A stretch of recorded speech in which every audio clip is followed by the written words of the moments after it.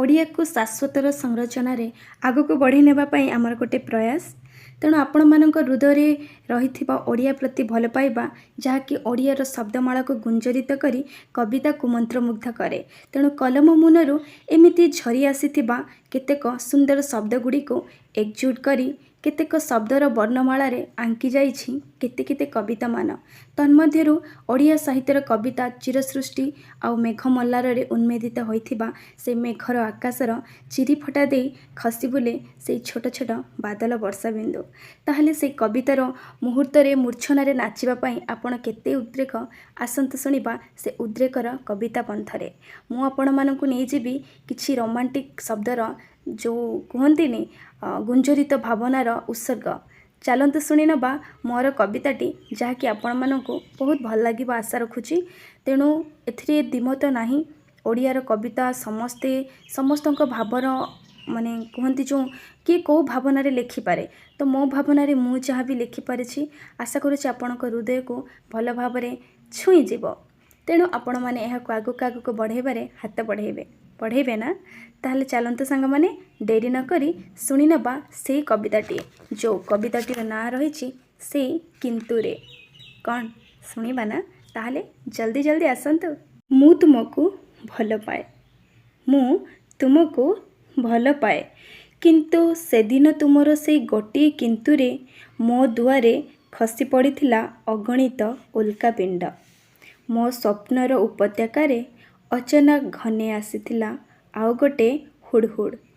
Dollar आगरे बेसी बेसी दुर्बल होई उठिथिले गांधी मुंडिया कागज सबू आउ मुंडरे मफलर भिड़ी। धारणा देबाकू आगे आसीथिले रास्ता कड़र सेई रोमियो माने। मो जीभ उपरे सालु सालु होउथिबा शब्द सबू। अरे हाँ मो जीभ उपरे सालु सालु हेउथिबा शब्द सबू हठात अदरकारी हो गले। एटा केमिति? आउ मो आखिरु उछुली पड़ुथिबा उत्तेजना अचानक ठंडा हो गला गोटापणे बरफ। मु मो निज भितर को मोड़ी माड़ी हे पशि जाउथिला बेले तुमे खंडी उड़ा दे झपटी जाउथिला दूर आकाश को। सेई केतेटा मुहूर्तरे के जाने केते थर मु बंचीची आउ केते थर मु मरीची। केते कष्टरे जे जाबुड़ी धरिची मो पाद तळु खसी जाउथिबा से पृथ्वी को। आउ केते असहाय होई ओठ उपरे लदी देइची कृत्रिम हसटिए। सेदिन से गोटिए किंतुरे मो जीवन रे शून्यतार एमिति गाढ़ रंग बोलीदेल तुमे।